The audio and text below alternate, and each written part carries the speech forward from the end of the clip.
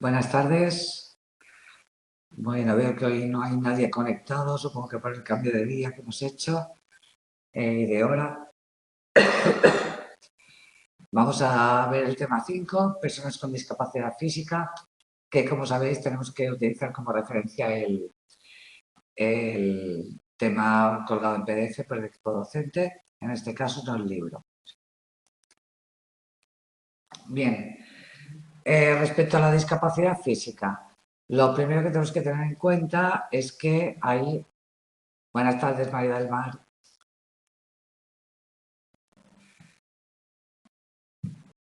Bueno, respecto a la discapacidad física, lo primero es la heterogeneidad que hay en cuanto a la discapacidad física. Puede venir de muchísimos sitios. ¿eh?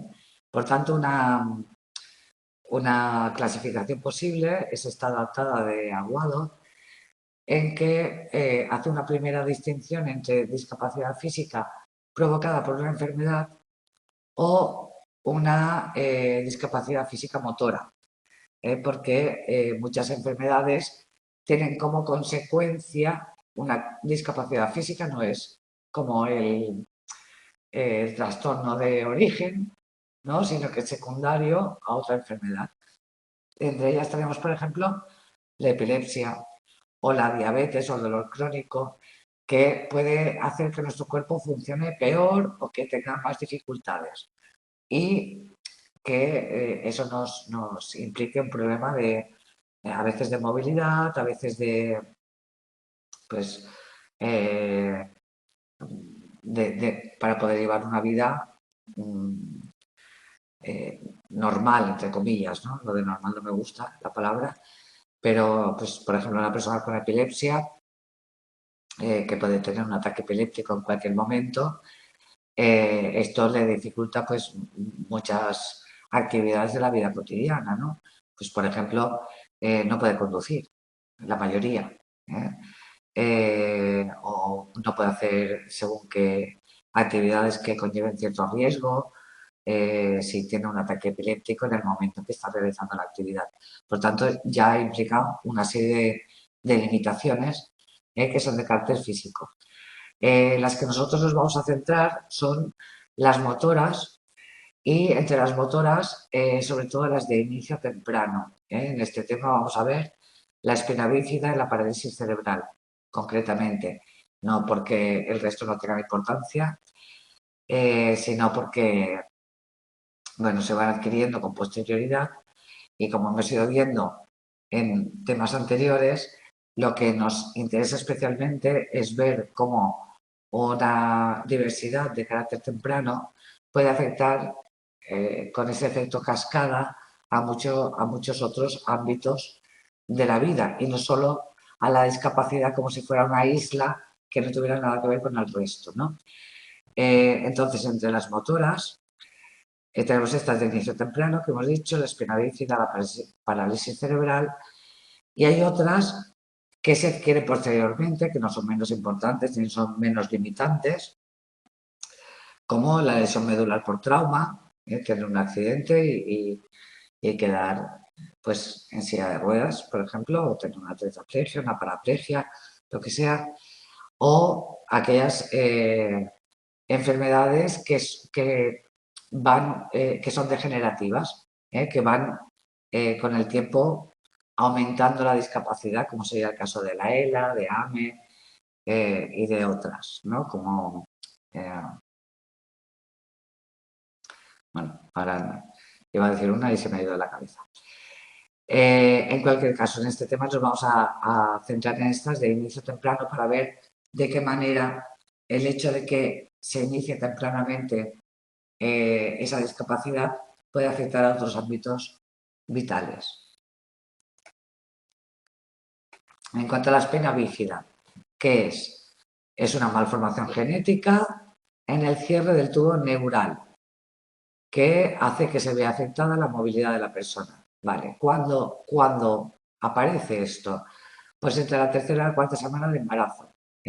Sabemos que el tubo neural tiene que cerrarse y si no se cierra, puede pasar pues, una de estas cosas que vamos a ver ahora, una espina bífida que también tiene características distintas, depende de cómo sea esta lesión. La prevalencia es relativamente alta, 1 de cada 1000. La etiología pues no se sabe, no se conoce con seguridad y se supone que por factores genéticos, también de nutrición, por ejemplo, que no haya suficiente ácido fólico, puede ser problemas de alcohol, tabaco, el nivel socioeconómico, siempre hablamos de que afecta indirectamente, como es lógico, pues porque no sirven controles adecuados, porque la alimentación sea peor, o sea que indirectamente los factores socioeconómicos afectan a factores más inmediatos, ¿no?, a la lesión. Entre los tipos de espina bífida que nos podemos encontrar está la oculta, que afecta a un 10% más o menos de las personas con espina bífida, y que es un defecto óseo que nos encontramos en la columna vertebral, está cubierta de piel y no está afectada la médula. Y normalmente se da en las regiones más bajas de la columna vertebral. Esta es la menos problemática, porque precisamente porque la médula no está afectada. El meningocele, por su parte, es una lesión cubierta de membranas, como un quiste, con meninges llenas de líquido cefalorraquídeo que no afecta a la médula y se puede corregir con cirugía. Y la que es más problemática y que afecta casi al 90% de las personas con espina bífida es la mielomengocele, en que esta apertura contiene médula, nervios y meninges. Por tanto, es como si tuviéramos parte del sistema nervioso, no es como, es sí. O sea, tenemos parte del sistema nervioso expuesto fuera de las protecciones naturales del sistema nervioso, que en este caso sea la columna vertebral, todos los huesos, y también en nuestro cerebro tenemos el cráneo, que protege toda esta zona más sensible, ¿vale?, de médula, de meninges. En el caso de esta espina bífida, esa protección ósea no la tenemos porque está abierto hacia el exterior. Se puede... La oculta no se opera. Normalmente es que no hace falta operarla porque no es solo un defecto óseo. En este caso, en el último, se puede practicar cirugía en las primeras 48 horas de nacimiento, incluso durante la gestación, dada la importancia que tiene en cuanto a la afectación que va a implicar. Vale, ¿qué ocurre con una persona que tenga espina bífida? Pues hay de todo. Va a depender del tipo de lesión y va a depender sobre todo mucho de dónde se sitúe la lesión. Pasa como con las parálisis por algún problema sobrevenido, ¿no?, por un accidente. Pues depende de dónde esté la lesión, en la columna vertebral, pues afectará a unas cosas o afectará a otras. Cuanto más baja es la lesión, menos afectación. Cuanto más alta, más afectación, porque si la tenemos a la lesión a nivel cervical, por ejemplo, pues afectará a funciones cerebrales y afectará a todo el cuerpo. Sin embargo, si la tenemos en la parte lumbar, pues puede afectar al movimiento de las piernas, pero no afectará al resto del cuerpo, ¿no?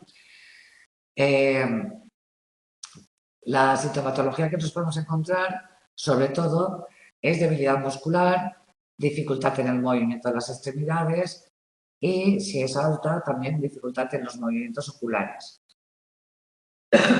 También puede haber alteraciones sensitivas, puede haber problemas urinarios, intestinales, un poco los mismos problemas que podría haber con una lesión medular. con cualquier lesión medular. Solo que aquí, si es alta la lesión, puede provocar también alteraciones en las zonas cerebrales y cognitivas. Y es posible, no es lo más habitual, pero es posible que también curse con discapacidad intelectual. Y podemos encontrarnos también con dificultades de tipo atencional, perceptivo, que puede deberse precisamente a las dificultades de movimientos oculares. En cuanto al lenguaje, el vocabulario y la gramática normalmente se ve conservado, no suele presentar problemas, pero sí que puede haber más problemas a la hora de saber aplicar el lenguaje en lo pragmático, en los casos en que se den alteraciones cognitivas y cerebrales. Como cualquier lesión que dificulte el movimiento, puede haber problemas de interacciones sociales, también problemas a nivel emocional respecto al autoconcepto.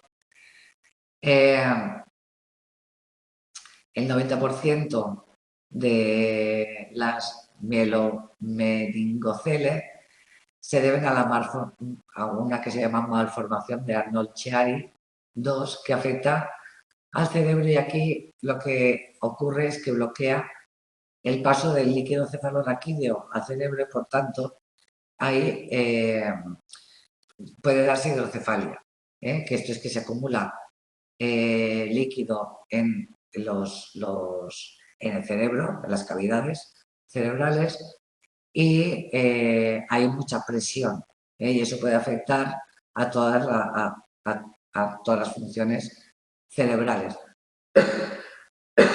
Normalmente eso se trata en muchas ocasiones pues, con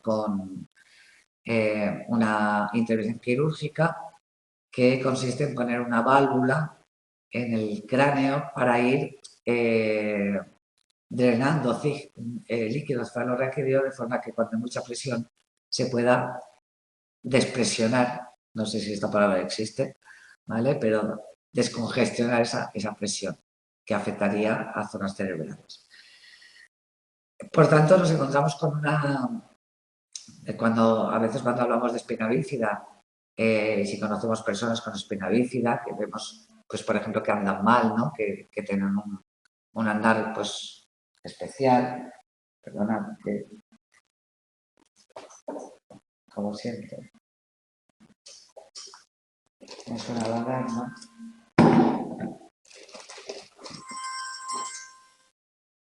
Vale.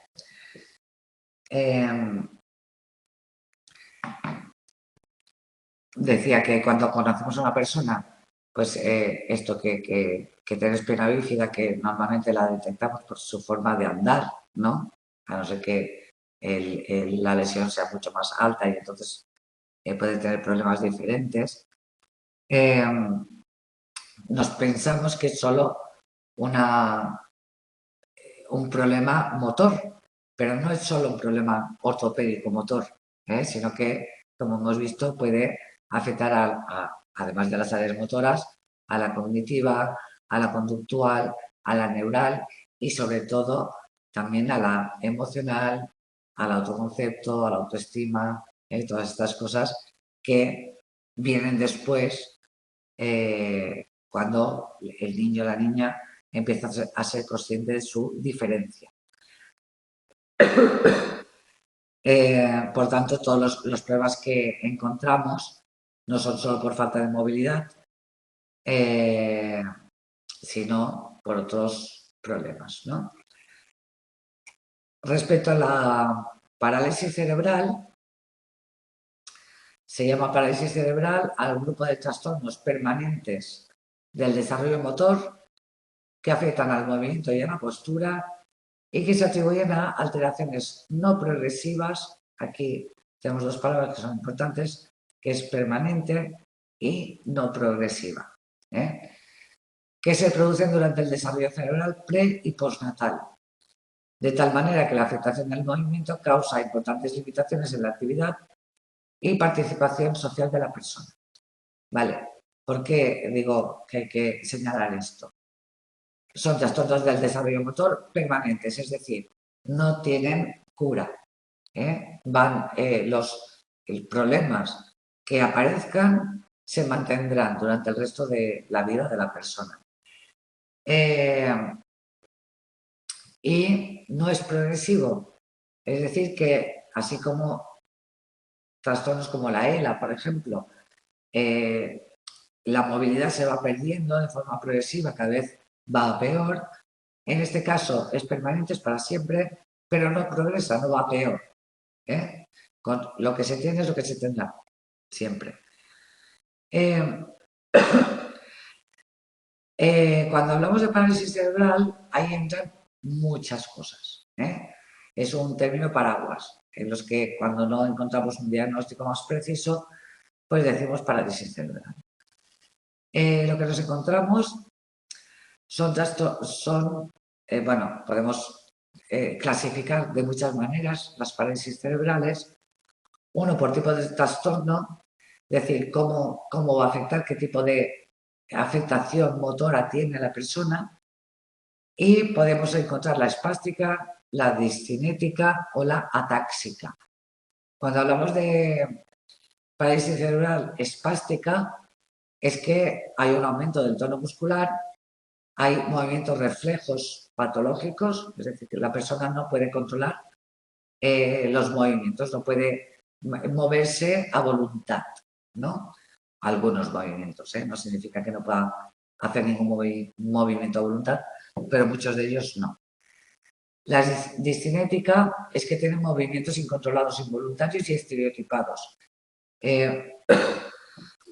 Muchas veces somos conscientes de estar delante de una persona con parálisis cerebral precisamente por estos movimientos incontrolados. Muchas veces son de la mano se dispara de repente, ¿no? Sin que haya un motivo ni haya una intención de moverla hacia ningún sitio.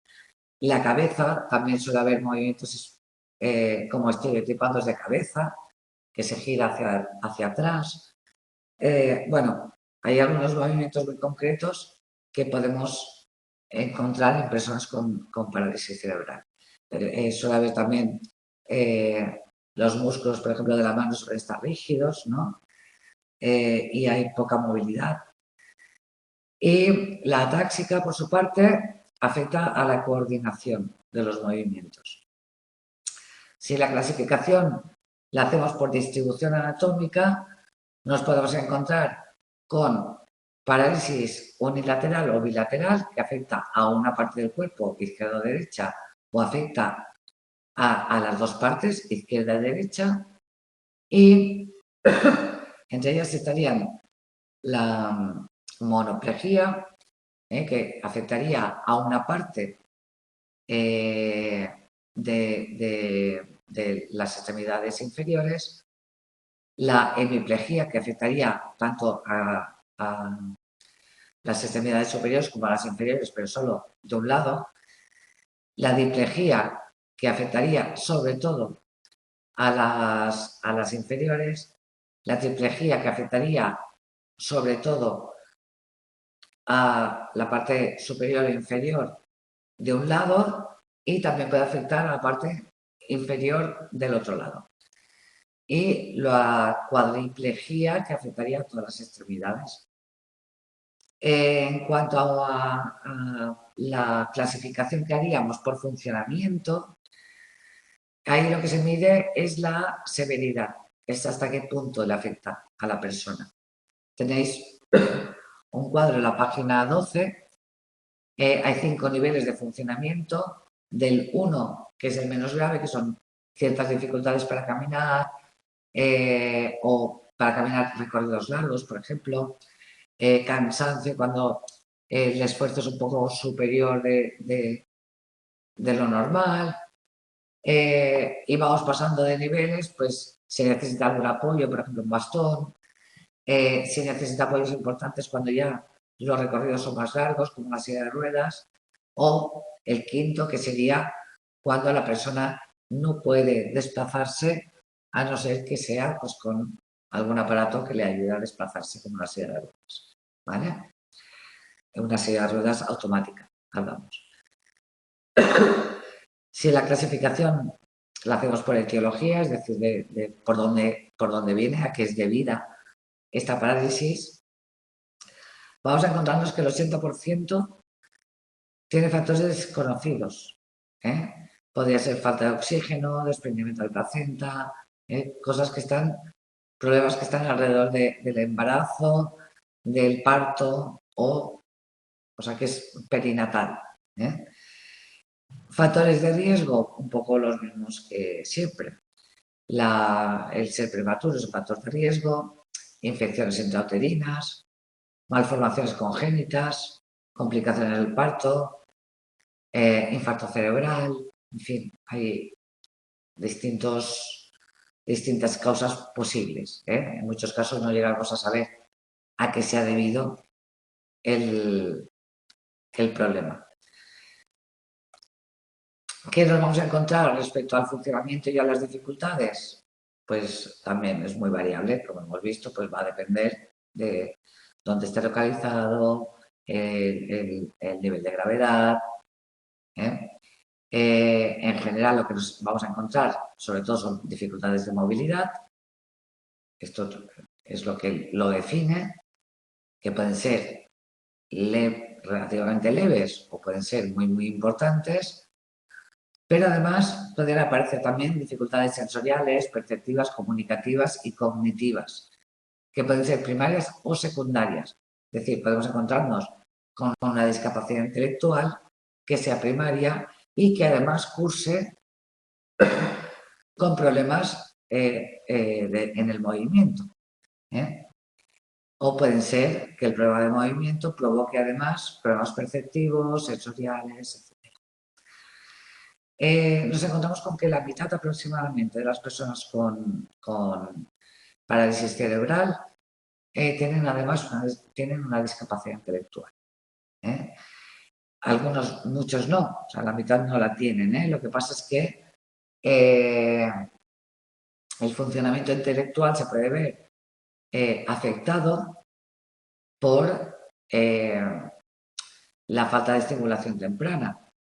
Si el niño, bueno, lo veremos después, pero si el niño no puede caminar, imaginemos que no puede hablar correctamente, pues porque la parálisis le afecta también al aparato fonológico y además tiene estos movimientos espasmódicos y tal, muchas personas tienden a no interactuar con ellos de la misma manera que lo harían con una persona que no tenga estos problemas, ¿no? A pesar de que su capacidad intelectual esté intacta. Pero como no nos podemos comunicar con ellos de la misma manera, pues a sus iguales, a las personas que interactúan con ellos, les puede parecer que sí hay una discapacidad intelectual por la dificultad de comunicación. Y entonces eso puede provocar una falta de estímulo social importante que lleve al final a una capacidad intelectual que no está estimulada, que no está desarrollada perfectamente. No por falta de potencial, sino por falta de estimulación. Es habitual que haya problemas de comunicación y lenguaje por disartria o por afectación cognitiva, o bien porque no puede hablar, por lo que sea, por su discapacidad intelectual, pero también puede ser por lo que os comentaba antes, puede tener problemas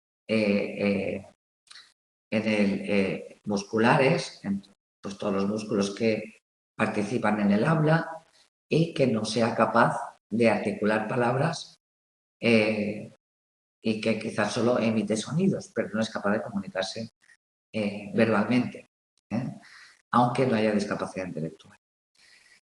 También es posible que se dé discapacidad audiovisual o auditiva y puede cursar también con epilepsia. Y eso también puede afectar a la comunicación. Hay una parte importante, un 25%, que no desarrolla lenguaje oral. Por tanto, es muy importante en estos casos que podamos desarrollar otro tipo de lenguaje de comunicación con sistemas aumentativos o alternativos de comunicación.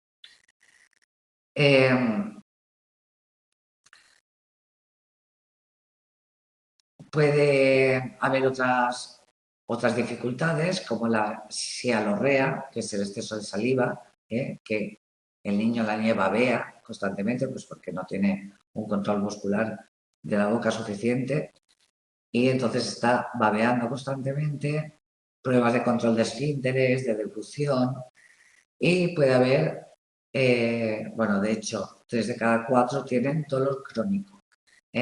Estos problemas que en principio no tendrían que afectar al desarrollo, lo afectan indirectamente porque suponen limitaciones sobre todo en la participación social. Y entonces, como consecuencia, si no hay participación social, pues ya sabemos, no hay estimulación, no hay comunicación, estamos perdiéndonos buena parte de los aprendizajes que se tienen que hacer en edades tempranas y eso puede afectar pues, a lo cognitivo, a lo emocional, etcétera, etcétera. Ese efecto cascada que hemos estado viendo desde el principio. Todo esto es importante verlo porque muchas veces cuando hablamos de discapacidad física solo pensamos pues, en el niño o la niña que va en una silla de ruedas y pensamos que la única dificultad es de desplazamiento. Y no es así, porque no estamos pensando en otros trastornos que son discapacidad física, pero que tienen muchas áreas afectadas, ¿no? Bueno, ¿cómo es el desarrollo de niños con discapacidad motora? Desde una visión neuroconstructivista, que es la que estamos manejando aquí. Bueno, ya sabemos, porque lo hemos estado viendo en nuestros últimos temas, y bueno, ya también lo estoy adelantando en este, que la movilidad implica no solo el me puedo desplazar de un punto A a un punto B, sino que nos permite al niño, sobre todo en edades tempranas, la posibilidad de experimentar con su entorno. Acordaros de Piaget, que le daba mucha importancia en las primeras fases del desarrollo a poder interactuar con objetos y con personas, ¿no? Entonces, es muy importante el hito de gatear, de empezar a andar, porque eso supone que el niño va a empezar a experimentar, a tocar cosas y a tener una interacción que es necesaria para seguir avanzando en otras fases, en otras etapas del desarrollo. Entonces, la posibilidad de acción y de tener experiencias interactuando con el ambiente implica condiciones en el desarrollo cognitivo del niño. Sabemos que todo eso tiene un efecto cascada. Si el niño no se puede mover o puede moverse muy poco, no gatea, no puede coger objetos y además no puede interactuar de la forma óptima con sus congéneres, con sus padres, con sus hermanos, con sus iguales en la escoleta, pues eso va a afectar a buena parte de su desarrollo, tanto cognitivo como emocional, lenguaje, etc. Por ejemplo, una persona con espina bífida. Normalmente cuando una persona empieza a gatear, y es un gateo autogenerado, es decir, es el niño que por iniciativa propia empieza a desplazarse con gateo, empieza a tener una experiencia visual de aparición y desaparición de objetos. Sabe que cuando se desplaza hay cosas que pierde de vista porque está en otro punto de la habitación, ¿no? Entonces, eso ¿a qué ayuda? Pues a que se dé cuenta que las cosas no desaparecen, que él tiene un punto de vista distinto, pues se ha desplazado, lo que le queda detrás no lo ve, pero sabe que está, se puede girar y comprobar que está, permanencia del objeto. Y además ayuda también al recuerdo de la localización de los objetos previamente visualizados. El niño sabe que cuando empieza a gatear, que lo que pierde de vista permanece ahí y se acuerda de dónde estaba. Por eso sabe que si se gira y hay una cosa que ella recuerda que había visto antes, todo eso fomenta la memoria, la permanencia del objeto. Si no hay gateo, ¿qué ocurre? Que puede haber retraso en la permanencia del objeto. En conseguir ese hito, exacto, en conseguir ese hito que es, sé que una cosa está aunque yo no la vea. Sé que si la escondo debajo de un cojín sigue estando aunque yo no la vea. ¿No? Y esto ayuda también a la memoria a corto plazo y a la memoria a medio plazo. Por lo cual, el desplazamiento está no solo permitiéndonos ir de un lado a otro, sino adquirir estas habilidades. No significa que no la vayan a adquirir, solo que habrá un tiempo mucho mayor para poder adquirirla si no hay desplazamiento del niño. Por otro lado, el gateo autogenerado también implica que el niño se va alejando de sus padres, de los adultos. Y si un niño se aleja de sus adultos, ¿qué hace? Pues que cuando ve una cosa que le interesa, que quiere que el adulto le alcance o que quiere compartir con el adulto o quiere llamar la atención del adulto hacia el objeto, entonces tiene que hacer gestos referenciales, que es señalar, llamar la atención de sus padres para que los padres también miren hacia lo que a él le interesa. Efectivamente, María del Mar, se irá dando retrasos en cascada. Porque si no gatea, pues todas estas cosas se van perdiendo. Estos son ejemplos de cosas que son hitos en el desarrollo de un niño que sí que tiene capacidad para desplazarse y que se verán perjudicados por la falta de movilidad. Lo de señalar a objetos haciendo referencia a ellos para que los adultos les presten atención también implica el desarrollo de expresiones emocionales y marcadores sociocomunicativos. El niño, para que sus padres, para llamar la atención de sus padres, no solo señala, sonríe, abre los ojos, tiene expresiones que indican a sus padres que les hace ilusión, que se fijen en esto que le está señalando, ¿no? Y los padres también responden con gestos emocionales X, ¿no? Por tanto, todo eso es un aprendizaje que se da en los primeros años. Si no hay gateo, pues puede haber un retraso en estas conductas de comunicación referencial. Por tanto, la locomoción actuaría como organizadora de todos los procesos que conduce a niveles complejos del desarrollo. Ojo, dice aquí ausencia de necesidad y equipotencialidad. ¿Esto qué significa? Pues que no significa que los niños que no gateen no adquieran estas habilidades. Un niño puede no gatear y ponerse a andar directamente y adquirirá esas habilidades igual. Las puede adquirir de otra manera. O sea, no necesariamente un niño que no gatee va a tener dificultades. Solo que puede tener dificultades. Y además puede ir compensando esas dificultades pues de otras maneras. Sabemos que el cerebro es plástico, también los padres tienen sensibilidad respecto al niño, pues lo ayudarán a, pues, yo qué sé, imaginaros, con un taca-taca, ¿no? Pues un niño que no gatee puede ir con un taca-taca y quizá con un taca-taca se puede mover y puede conseguir los mismos hitos. O sea, no tenemos una visión determinista de esto. Lo único que queremos con estos ejemplos es que nos demos cuenta de que nunca un factor está aislado en edades tempranas de otros factores del desarrollo. En la adolescencia, ¿qué pasa? Que la falta de movilidad, incluso si todas las funciones cognitivas están preservadas, puede dar lugar a peor rendimiento en tareas espaciales relacionadas con acciones dirigidas a una meta visualmente dirigida.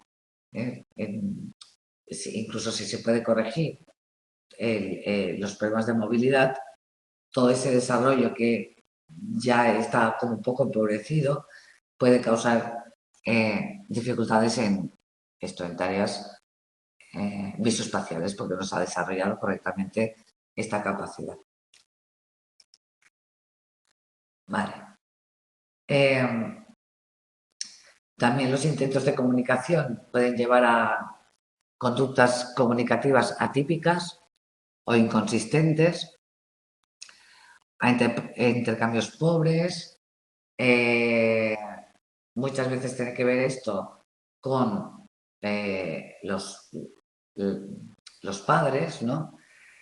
Cuando los padres ven que sus hijos tienen muchas dificultades, incluso muchos padres, incluso si los hijos no tienen muchas dificultades, hay padres que son muy directivos y que no permiten que su hijo haga ningún esfuerzo, ¿no? Y entonces están ahí a la mínima que el niño necesita cualquier cosa, ya se lo están facilitando casi antes de que se lo pida.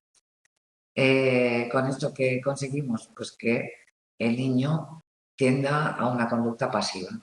En el caso de niños con dificultades, pues esto se ve acentuado. Los padres tienen más expectativas.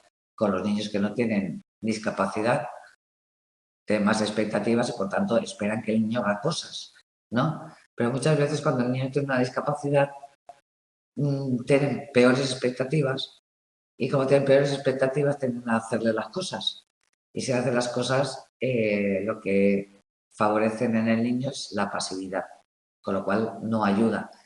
No digo esto como crítica a los padres, porque todos los padres hacen lo que pueden, de la mejor manera que pueden y de la manera que consideran que es mejor, y queriendo siempre ayudar. Pero a veces hacemos las cosas mal sin querer, y con la mejor de las intenciones hacemos las cosas mal. Bueno, pues en este caso, los efectos negativos en cascada de la alteración motora temprana podríamos verlos en este cuadro. Cuando hay alteración motora, la comunicación es atípica, los padres tienen dificultades de comprensión, un niño con parálisis cerebral, por ejemplo, que no es capaz de hablar, que solo emite sonidos y que señala mal porque tiene movimientos espásticos. Los padres van a intentar saber qué quiere, pero no lo tienen claro, ¿no? No pueden comunicarse con él de una forma fluida. Eso hace que los padres asuman el control de la comunicación, ¿vale? Como decíamos antes, si ellos asumen el control de la comunicación, pues están favoreciendo la pasividad del niño. Y al mismo tiempo, ante la pasividad del niño, es como un pez que se muerde la cola. Ellos son directivos, el niño es más pasivo. Como el niño es pasivo, ellos son más directivos. Y como además ven que el niño es pasivo y ellos son directivos, pues tienen también menos expectativas respecto a sus hijos. Y como tienen menos expectativas, pues otra vez, es un círculo vicioso. Si tienen pocas expectativas, son más directivos y tienden a tomar ellos las decisiones y a adelantar tareas, ¿no? Porque claro, todo esto requiere de los padres sensibilidad, requiere mucho apoyo por parte de los profesionales y también requiere mucha paciencia, mucho tiempo. No todos los padres tienen la paciencia, no todos los padres tienen tiempo, no todos tienen sensibilidad y no todos tienen buenos apoyos por parte de profesionales, al margen de las buenas intenciones. Entonces todo esto dificultaría el desarrollo óptimo del niño, sean cuales sean sus dificultades. ¿Cómo vamos a evaluar a las personas con espina bífida o con parálisis cerebral? Bueno, en cuanto al desarrollo motor, sociocomunicativo, lingüístico, cognitivo y adaptativo, todo esto es lo que vamos a tener que evaluar. Para lo lingüístico, lo cognitivo, se pueden utilizar instrumentos que se utilizan para otros trastornos, no hace falta un instrumento específico, pero sí que tenemos que tener en cuenta si el niño puede responder a estos cuestionarios o a estas tareas por la falta de movilidad o por la falta de lenguaje oral. Si fuera así, o bien tenemos que elegir un tipo de evaluación que no requiera pruebas verbales o motoras, o tenemos que hacer adaptaciones de los que tenemos. Y luego ya instrumentos específicos para el funcionamiento. Está el de la escala neurológica de espina bífida, que mide las funciones motoras, los reflejos, también la capacidad intestinal y urinaria, que se basa sobre todo en el ámbito sanitario, en el ámbito médico. El sistema de clasificación de habilidad manual, que lo que hace es valorar las dificultades en cuanto a habilidad manual. Son escalas para niños mayores de 4 años y también hay otra escala para niños menores de 4 años. Mide la motricidad fina y también la motricidad gruesa en la escala esta que hemos visto en la figura anterior. Y luego estaría el sistema de clasificación de comunicación funcional para personas con parálisis cerebral, que mide los 5 niveles que hemos visto antes, además de la eficacia como receptor y como emisor. También da cuenta de la comunicación, del sistema de comunicación que utiliza el niño. En cuanto a intervención, bueno, como sabemos que la intervención respecto al trastorno, en el caso de la espina bífida, la intervención posible en cuanto a la lesión en sí solo puede ser quirúrgica, y en el caso de parálisis cerebral vemos que se va a mantener durante toda la vida, no va a empeorar, pero los problemas que hay no van a mejorar en cuanto a lo puramente físico. Los objetivos que vamos a tener va a ser preservar y, en la medida de lo posible, desarrollar lo cognitivo, lo motor, lo lingüístico, lo sociocomunicativo, todos los aspectos. Entonces, nuestro trabajo como profesionales va a ser sobre todo con los padres, porque esto es algo que se tiene que hacer ya desde atención temprana. Por tanto, nosotros lo que tenemos que trabajar es con los padres para que ellos se adapten y faciliten el desarrollo del niño. ¿Cómo lo vamos a hacer? Pues, bueno, ya hemos visto muchas de las dificultades de los padres, tenemos que ir compensando o apoyando a los padres, acompañarlos para que esas dificultades no se den. Y también en los padres tenemos que trabajar el estrés y la depresión, que es muy frecuente. Imaginaos un niño con parálisis cerebral en que ya es difícil la comunicación, la movilidad del niño, la comunicación con los padres y que ya, bueno, todo lo que hemos visto antes, ¿no? Se ven afectadas en cascada todas estas cosas, pero que además el padre, la madre caigan en depresión por la situación que, o sea, tendría sentido, una persona pues, que se encuentra con una dificultad, que tiene unas expectativas, que de repente el niño pues tiene unas dificultades que no esperaba y se le derrumba a su mundo. Es muy fácil que caiga en una depresión. Y una depresión sabemos que le va a dificultar todavía más las ganas de comunicarse, las ganas de hacer un esfuerzo, porque la persona no va a estar en condiciones. Por tanto, es una cosa que tenemos que tener muy en cuenta cuando trabajamos con los padres, cuál es su estado de ánimo, su capacidad para afrontar el problema, su capacidad de resolución de problemas, y si nos encontramos con este tipo de situación con los padres, pues primero vamos a trabajar todo esto. Vamos a trabajar la depresión, vamos a trabajar la resolución de problemas, el afrontamiento, para que el padre y la madre actúen como el niño necesita, ¿no? Y estén por la labor.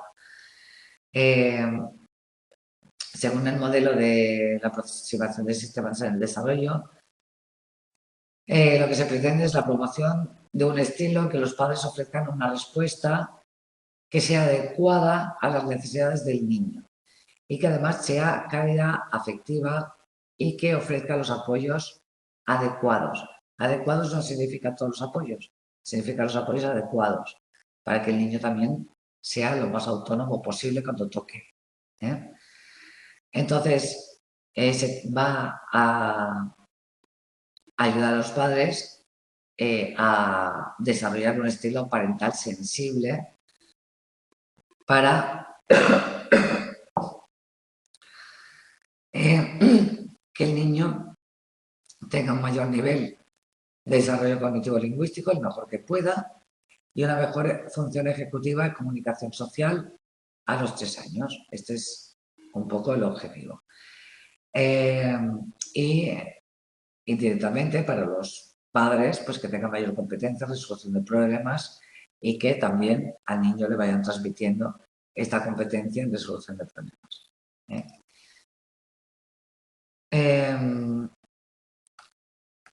En cuanto a programas específicos de atención basada en la familia, tenemos el programa GAME, que traducido el acrónimo sería Metas, Actividad y Enriquecimiento Motor, que se inicia cuando hay riesgo de parálisis cerebral, incluso antes del diagnóstico. No hace falta esperar al diagnóstico. Está pensado para que sean los padres los principales desarrolladores de sus hijos, los que trabajen con sus hijos en un entorno ecológico, es decir, en su casa. Lo que vamos evitando cada vez más es que los niños con dificultades tengan que ir a clases específicas, a escuelas específicas, cuando sabemos que además en los primeros años de vida su entorno natural es su casa, es el parque, es la escoleta. Entonces es ahí donde tenemos que trabajar, en sus entornos naturales, para que sea un aprendizaje fluido, no artificioso. Entonces lo que se hace es un entrenamiento motor intensivo dirigido a metas, que es lo que se hará es consensuar entre los padres y el profesional qué cosas se van a entrenar, de forma que los padres en su casa lo entrenen de una forma intensiva. Por ejemplo, alcanzar y agarrar objetos. Pues si ese es el objetivo, los padres tendrán que, en el entorno natural, por ejemplo, cuando vaya el niño a comer, insiste que sea el niño el que agarre la cuchara, que sea el niño el que alcance los juguetes, y tienen que entrenar eso con absoluta constancia e intensidad. Entonces, nuestro trabajo como profesionales va a ser entrenar a los padres para que ellos entrenen a sus hijos, ¿vale? Y para que los padres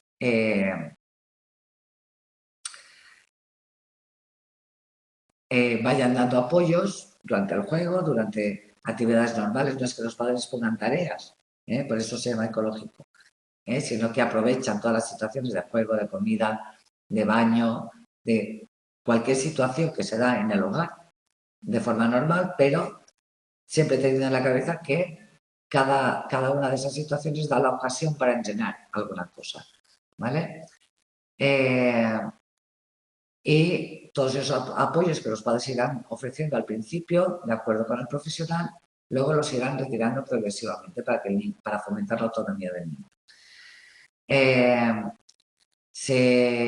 Se hace también una educación parental para identificar las señales de movimiento voluntario y ajustar apoyos, cuando tenemos que entrenar a los padres para que los padres sepan observar cuando el niño sí tiene una intención de moverse, ¿no? De forma voluntaria, para que si hasta ahora han estado apoyando determinado movimiento, por ejemplo, queremos que el niño agarre la cuchara y llevamos su mano a la cuchara, ¿vale? Al principio le llevaremos la mano, le ayudaremos a sujetar la cuchara, pero poco a poco, si observamos que el niño ya inicia el movimiento voluntariamente, aunque sea un movimiento mínimo, pues entonces nuestro apoyo irá descendiendo y celebraremos y reforzaremos esa voluntad de movimiento. Al mismo tiempo, aunque estamos hablando de entornos naturales, el juego, la comida, todo esto, no significa que sean tan naturales que se den de forma espontánea a todos, todos los entrenamientos, sino que vamos a intentar que el entorno natural, la casa, esté especialmente enriquecida, de forma que haya pues determinados juguetes, depende de los objetivos que queramos trabajar, pues que sean muy estimulantes, que invitan al movimiento. O sea que es natural, pero es un natural trabajado, ¿vale? Otro programa es el método Hanen, que es una propuesta de intervención para la comunicación del lenguaje. No es específica para niños con parálisis, es para cualquier problema de comunicación del lenguaje. Entonces, lo que se enseña a los padres es a estructurar rutinas cotidianas estimulantes que promuevan la comunicación con el niño y se les enseña a responder de forma sensible a conductas comunicativas. Pues, por ejemplo, en lugar, por ejemplo, cuando el niño, imaginaos que dice ame, en lugar de dame, ¿no? Pero sabe decir ame y sabemos que lo que quiere es pedirnos algo, dame, ¿no? Y lo normal sería que cuando sabemos que el niño tiene dificultades y dice dame, nos fijamos en dónde está mirando y inmediatamente le cogemos eso que sabemos que es lo que quiere, ¿no? Y nos adelantamos de esa manera a su intento comunicativo. Pues sería entrenar a los padres para que promuevan la comunicación con el niño y para que cuando el niño tiene una conducta comunicativa faciliten que el niño se exprese o se exprese de la manera que pueda, pero que dejar al niño que trate de expresarse y solo después le damos el juguete o le damos lo que quiere, pero no le cortamos esa intención comunicativa antes de tiempo, porque de esa manera al niño lo que hacemos es volverlo pasivo. También se recomienda intervención logopédica y sistemas alternativos y aumentativos de comunicación, que ahora veremos algunos. Por tanto, sobre aquel esquema que decíamos de problemas que nos podemos encontrar ante la atipicidad de la comunicación, decíamos que los padres tenían dificultades de comprensión, pues vamos a tratar de sustituirlo por una respuesta contingente, es decir, contingente a lo que el niño está intentando contarnos, a lo que el niño atiende. Es decir, que los padres sepan responder de forma sensible a esos intentos comunicativos del niño y de forma adecuada, sin quitarle autonomía. En lugar de encontrarnos entonces con padres con dificultades de comprensión, nos encontraríamos con padres sensibles que, teniendo herramientas y sabiendo cómo comunicarse con su hijo, van a estar mucho más relajados, mucho más a gusto con su papel de padres y menos angustiados, menos estresados y menos depresivos.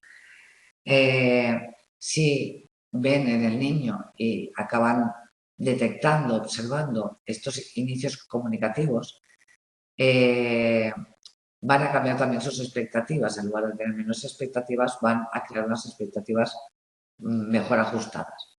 Por tanto, lo que intentamos con la intervención, sobre todo con los padres, es que ellos se conviertan en unos buenos terapeutas de sus hijos, sin dejar de ser padres, porque también les tenemos que enseñar esta calidez, esta cercanía que el niño necesita de ellos y que no va a tener de ningún profesional.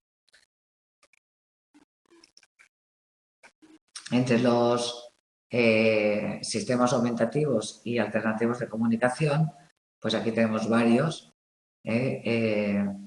Los pictogramas, por ejemplo, que pueden ser pictogramas en programas informáticos, que hay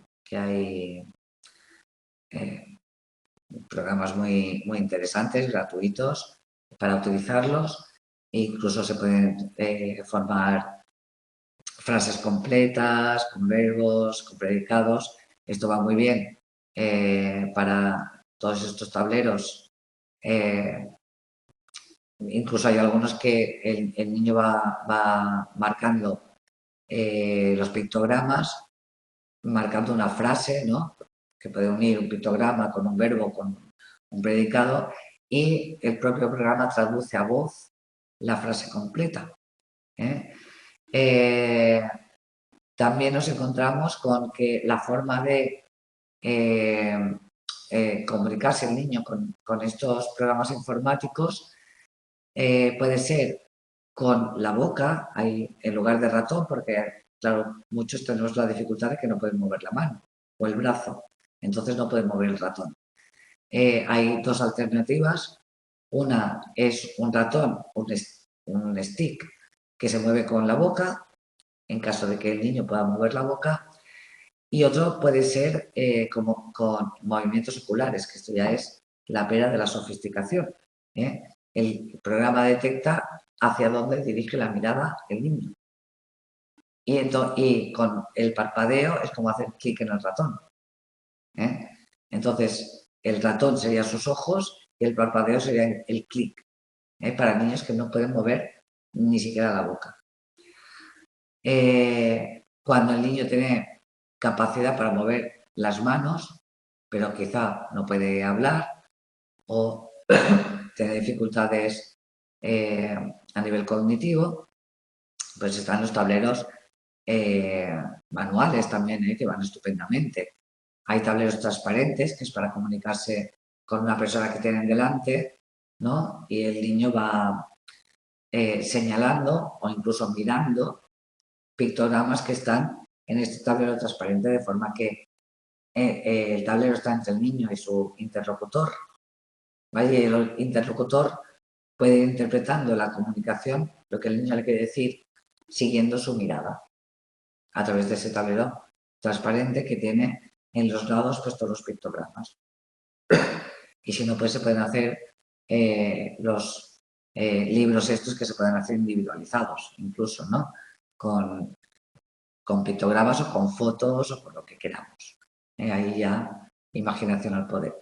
Pero hay muchos pictogramas, hay todo un sistema de pictogramas que ya está desarrollado.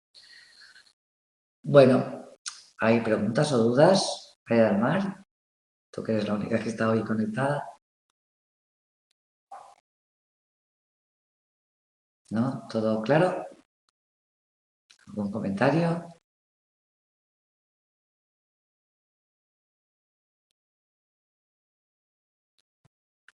Sí, este es más cortito, ¿eh? Además, se centra solo en dos cositas y muchas cosas ya las hemos visto, lo de las cascadas y todo esto. Ahora ya vamos repitiendo cosas que ya conocemos. Muy bien. Bueno, pues nada, nos vemos la semana que viene. Ya la semana que viene...